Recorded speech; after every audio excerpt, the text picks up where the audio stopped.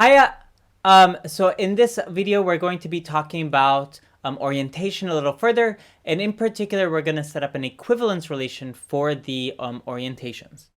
So a little quick recap from last time. Remember that we have two orientations so far. We have the same orientation, so two bases are the same orientation if the determinant of their transition matrix is positive. And they have opposite orientation if the determinant of their transition matrix is negative. So we have these two. So what we're going to do first is we're going to say, okay, let me make an equivalence relation, and I'll define what equivalence relation is if you haven't seen that yet. So we're going to say the sentence basis C has the same orientation as basis B.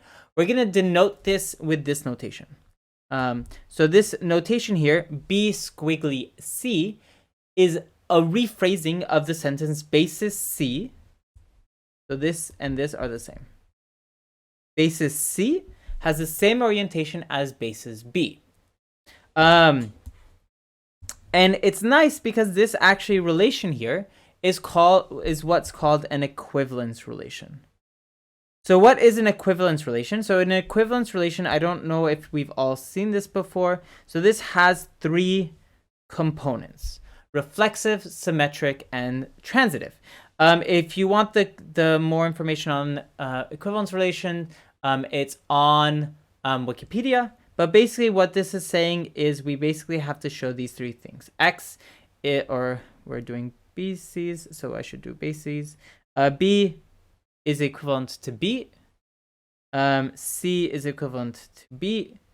And B equivalent to C. And then likewise, B equivalent to C. C equivalent to D implies B equivalent to D. So those are the three things we have to show. So let's kind of see this because it's actually not too hard to kind of see. So let's look at the proof.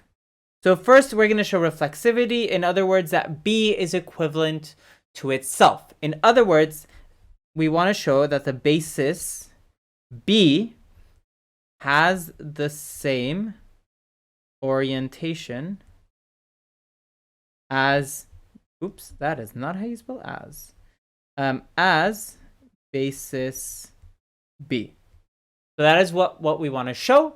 Well, this is not too hard to see because mainly the transition matrix, if I look at the transition matrix here, the transition matrix of B is just the identity matrix, right? So this is just the identity matrix. And therefore, the determinant is 1. Determinant is equal to 1. In other words, B is, in fact, equivalent to itself. So B does have the same orientation because the determinant is positive. All right, so that's part 1.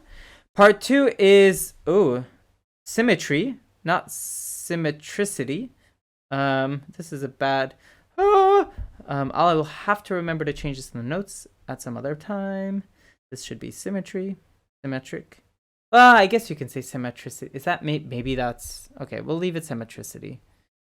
I would normally say symmetry, but anyway, they're symmetric is basically what we're trying to show. Maybe it is proper English, and I'm not realizing. Anyway, so what we want to do is we start off with some condition. So here we're letting the condition be B is equivalent to C, and I'm going to let T be the transition matrix from B to C. So T is equal to B T C. Now remember that this matrix always has an inverse, right? This matrix will have an inverse, and so the transition matrix from C to B in particular is going to be T to the minus 1, right? So this is our inverse property here. And then we're going to use the fact that the determinant of the inverse is equal to the inverse of the determinant. So the determinant of the inverse is equal to the inverse of the determinant. So in other words, in particular, we have that if the determinant is greater than 0, then we have that the determinant of t minus 1, the inverse of t is greater than 0. So in other words, since we do have the condition that B is equivalent to C, we know that this is true, that we know that the determinant is greater than 0. And therefore, the inverse is greater than 0, and so the opposite is true. So that gives us 2 of them. We have one last thing to show. We have to show transitivity. So transitivity, remember, what we basically start off with these 2, and we want to show that B is equivalent to D. So here we're going to set our 3 matrices, BTC, CTB, and BTD. And these are the transition matrix from one basis to another. And we know, so because of this, we know these things, right? We know that the determinants are greater than 0. And we want to show that the determinant of BTD is greater than 0. Now, the property, lemma 1.41, which we've already seen, is that the transition matrices just multiply. So in other words, BTD is just equal to the multiplication of the transition matrices. And therefore, we can look at the determinants, and those are going to multiply. These are both positive.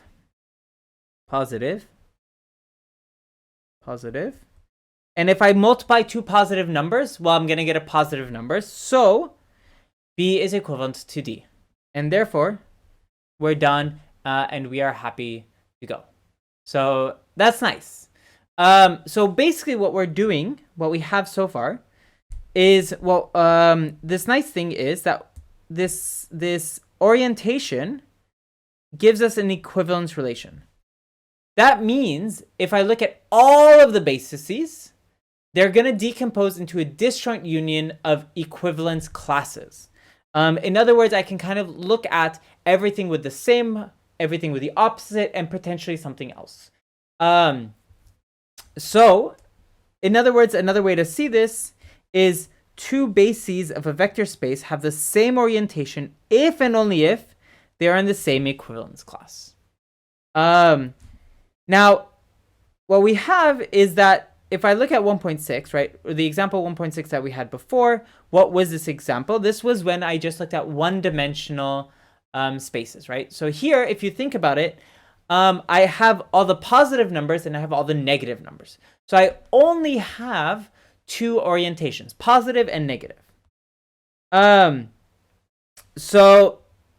Or that there's at least 2. I haven't said that there's exactly 2 yet. So, but there are at least 2 orientations in one dimension. And we can at least so far see that there's going to be always at least 2, right?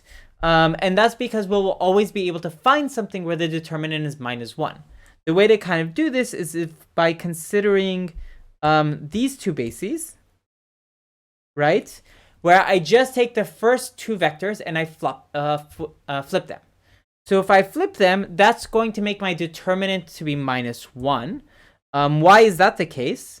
Well, that's because if I flipped the 2 vectors, my matrix will look like this in the top left, and then everything else stays exactly where it is. So this is my transition matrix. And this kind of configuration here on top is basically giving us the -1. So if you calculate this, you will always get -1. And so that's basically the reason why. So we always have at least 2. There's always at least 2 equivalence relations. One of them is a given orientation, and its opposite orientation.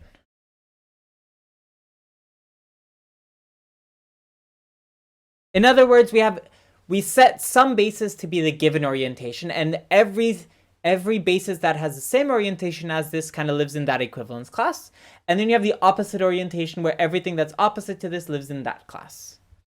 Now we want to show that there's only these 2, precisely just these 2, but we will save this for the next video. So I will see you in the next video where we kind of talk about how there is precisely just these 2 classes, and there's no other types of orientation. It's either the same or opposite. So I will see you then. Peace.